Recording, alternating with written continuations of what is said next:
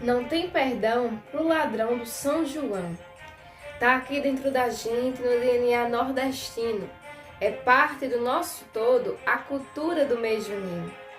Os cheiros e sabores, temperos e amores desse tempo especial. Aí veio a pandemia estragar nossa alegria de forma tão radical. Esse tal coronavírus bagunçou nossa rotina. E além dos beijos e abraços, nos tirou as festas juninas. Não haverá quadrilha, dançar forró é armadilha e ninguém pode se aproximar. É preciso cuidado, eu sei que já está até enfado, mas necessitamos esperar.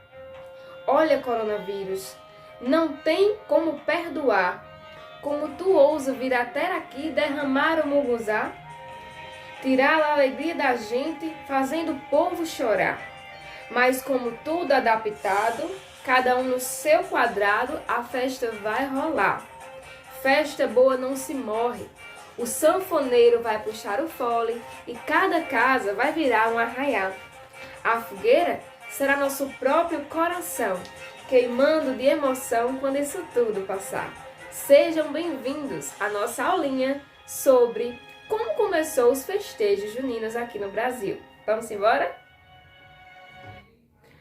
Sejam bem-vindos mais uma vez, pessoal. Eu iniciei hoje com esse cordel tão bonito, né? Tão especial, que vem trazer um pouquinho desse tempo junino, tão lindo, tão rico culturalmente, da nossa cultura nordestina também, uma característica muito forte, e que existe no Brasil todo, certo? Então, o propósito de hoje, nosso vídeo, né? Faz tanto tempo que eu não posto aqui um vídeo para vocês, mas nosso propósito de hoje é conhecer um pouquinho de como começou essa cultura, né? Como ela chegou até o Brasil, dos primórdios, né, dessas festas juninas, e também a relação com os santos juninos, né? São João, Santo Antônio e São Pedro. E tem também São Paulo, que é comemorado nesse mês de junho, mas que dentro aí desse trio de santos juninos, São Paulo ele fica um pouquinho de fora, muitas vezes quando é citado em algumas coisas, né? Às vezes a gente cita São Pedro, mas não cita São Paulo, tá certo? Então, vamos lá, né? De primeiro, nós já vamos conceituar que esses festejos, do jeito que a gente conhece, né, é algo bem característico dessa forma que nós conhecemos aqui no nosso Brasil, principalmente do Nordeste. As festas juninas, segundo alguns pesquisadores e estudiosos, elas datam aí desde o período antigo, mais precisamente do Neolítico, onde os povos daquele tempo eles comemoravam ou celebravam, nessa época do ano, o chamado solstício de verão, que era o dia mais longo do ano. Eles agradeciam, né, aos deuses, tanto pela fertilidade do solo, tanto por tudo que eles viam, né, os elementos naturais. E eles faziam sempre essa relação do sol, por ser o dia mais longo do ano, né? E eles veneravam muito o sol era como se fosse um deus para eles, certo? Tanto que as fogueiras já são feitas desde esse tempo, porque, segundo alguns pesquisadores contam, as fogueiras, por ter o fogo, a luz, se parecia muito com o próprio sol, certo? Então, mas como é que essas festas elas chegaram aqui no Brasil? Como é que se tornou aí algo relacionado à cultura cristã? Como eu já tinha falado, as festas juninas, elas têm uma relação que data aí desde o tempo antigo. E nesse período, as pessoas, elas eram politeístas, faziam culto a vários deuses. E também tinha uma certa doutrina ou algo relacionado à cultura pagã, né? Eram chamados de pessoas pagãs. Mas, com o tempo, né, essas festas, elas foram passando de geração para geração. E a igreja, na Idade Média, vendo que isso estava caindo no gosto do povo, decidiu unir o útil ao agradável. Então, no mês de junho, eram comemorados, celebrados 3 santos muito importantes da Igreja Católica: Santo Antônio, São João e São Pedro. Então, a igreja uniu uma coisa à outra e adaptou essa festa, né, fazendo essa junção de uma cultura que é denominada pagã junto com a Igreja Católica, certo? Mas como é que chegou aqui no Brasil? Bom, essas festividades juninas, elas vieram aqui para o Brasil no período da colonização, mais precisamente trazidas aí pelos padres jesuítas, né, responsáveis por catequizar os índios ou por impor a cultura e as tradições às pessoas que aqui viviam. Então, essa cultura, essa forma de festejar, esse estilo, né, de comemorar nesse mês precisamente, esses santos da Igreja Católica, foi trazida para o Brasil aqui no mês junino. Uma curiosidade, um fato muito importante, é a questão das fogueiras. Talvez vocês não saibam, mas as fogueiras, né, elas celebravam aí dentro da tradição cristã o nascimento de São João Batista, nosso conhecido São João, né, dessa época junina.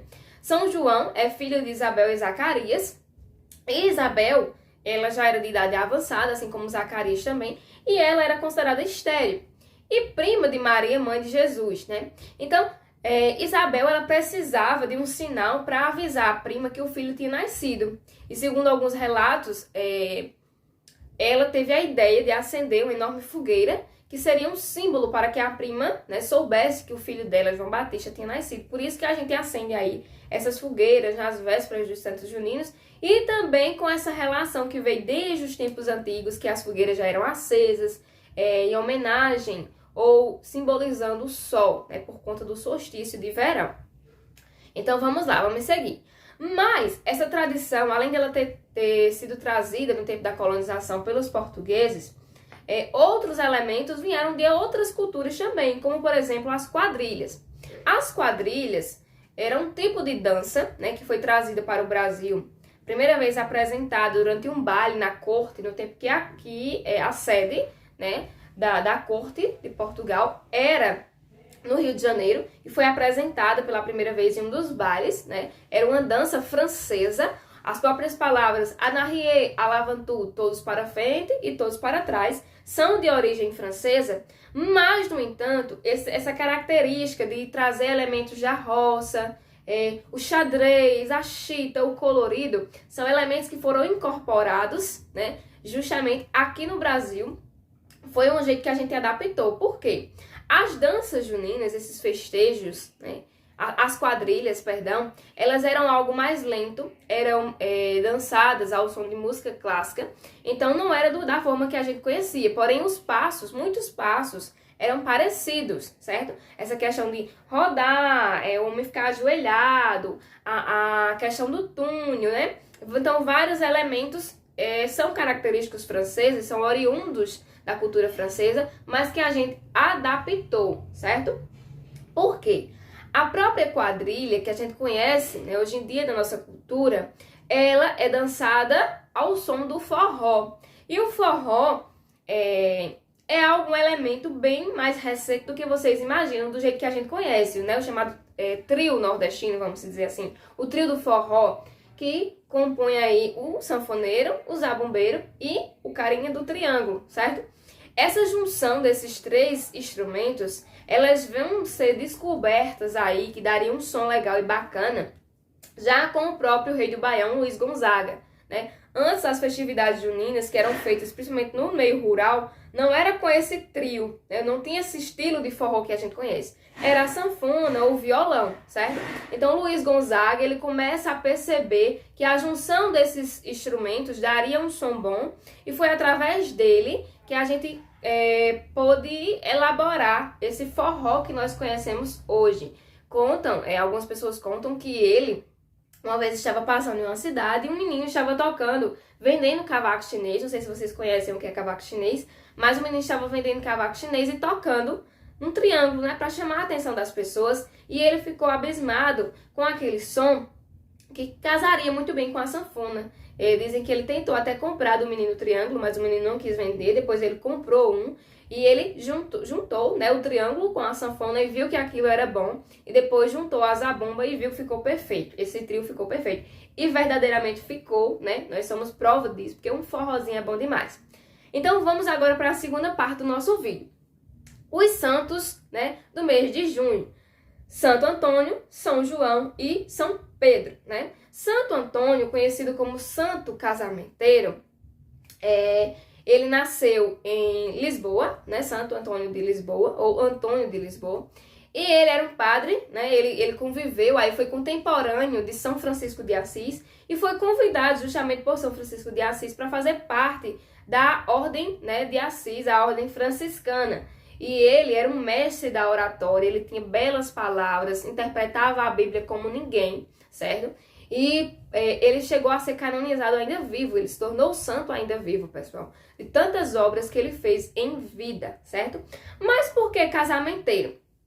Não é que na época Santo Antônio arrumava marido nem namorado para ninguém, não é isso. Santo Antônio, ele ficou conhecido como santo casamenteiro porque certa vez, né, o primeiro milagre relacionado a isso foi naquela época que Santo Antônio vivia, né? As moças, para se casar, elas necessitavam de ter um dote, né, de pagar um dote à família do noivo. E uma vez, uma moça foi até a igreja, desesperada porque não tinha como pagar esse dote, e se ajoelhou, né, se prostrou na frente da imagem de Santo Antônio e pediu a ele intercessão, pediu que ele ajudasse ela, né, desse uma luz. E contam que caiu justamente da imagem do santo uma carta, e nessa carta dizia que a moça deveria procurar um comerciante, que ele indicava na carta, e o comerciante deveria pesar essa carta, e o tanto que desse aí o peso para equilibrar na balança, ele deveria dar ela em moedas. E como estava escrito na carta, ela fez, ela procurou o comerciante, e quando chegou lá, ele até achou que era uma brincadeira, e fez o que estava escrito na carta, né?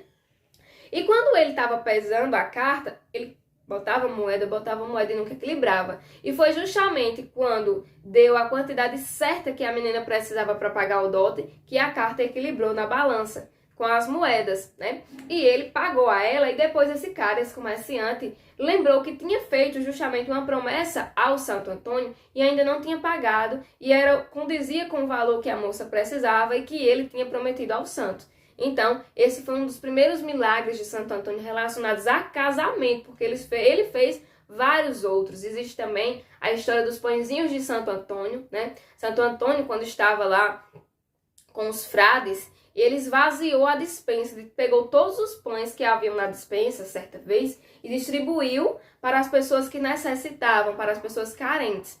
E depois ele ficou pensando, mas e agora? Quando os irmãos, eles forem lá para comer, não vai ter pão. E quando os frades abriram a despensa, né, que olharam, estava repleta de pães, repleta. Mas como é que isso pode ter acontecido se ele tinha distribuído todos os pães para as pessoas carentes? Foi um milagre, né? Deus providenciou, já que ele deu às pessoas que precisavam, Deus deu em dobro para ele. Justamente é isso que a nossa igreja católica, para quem é católico ou quem segue qualquer outra religião, acredito que o amor, a união e a solidariedade são a base de quase todas as religiões, né? Fazer o bem ao próximo, isso, não é isso? Então, justamente foi isso que aconteceu. Ele fez o bem ao próximo, ele não pensou nele, não pensou naqueles que estavam ali na vida boa, que tinham comida, ele pensou nas pessoas que não tinham o que comer.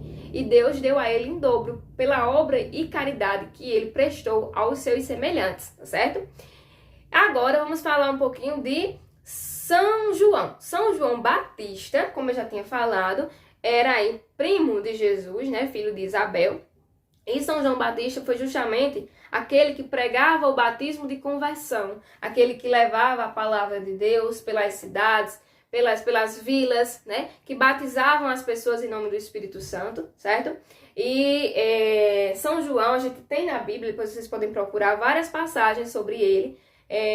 Foi um mensageiro da palavra, certo? Contemporâneo de Cristo também, tá bem? Então, é um santo muito celebrado e muito honrado dentro da nossa tradição católica.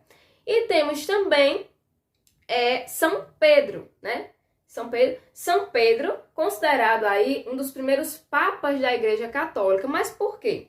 Porque foi justamente a Pedro que Jesus deixou a missão de erguer a Igreja de Cristo.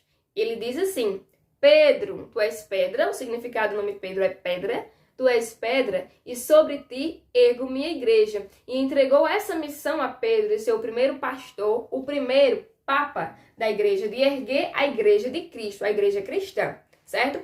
E contam também que justamente é São Pedro o responsável por abrir as portas do céu. Quando você chega lá no céu, é São Pedro que abre as portas para você. Muita gente também, alguns agricultores, pessoas que são devotas, acreditam que ele é responsável, São Pedro é responsável por mandar as chuvas que molham aí as terras para preparar o solo para esse mês de junho, para ter uma boa colheita, um bom plantio, certo?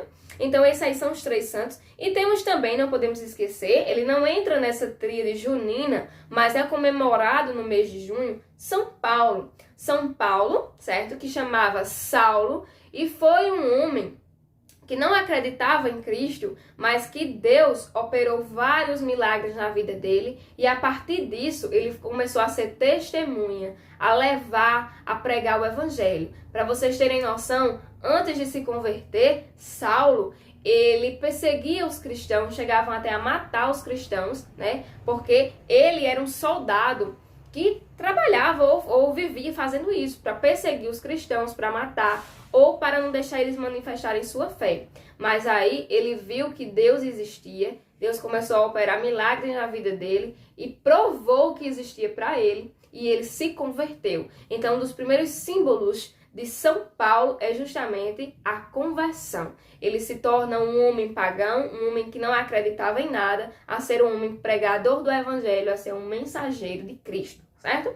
Então, pessoal, esse ano nós não vamos ter aí como fazer uma festa junina presencial, né, como a gente queria, ou reunir muitos familiares, fazer uma fogueira, soltar fogos, celebrar do jeito que os nordestinos bem sabem fazer, certo? Porque apesar de ser uma festa difundida em todo o Brasil, mas foi aqui no Nordeste, mais precisamente, que essa festa se tornou um símbolo da cultura, né?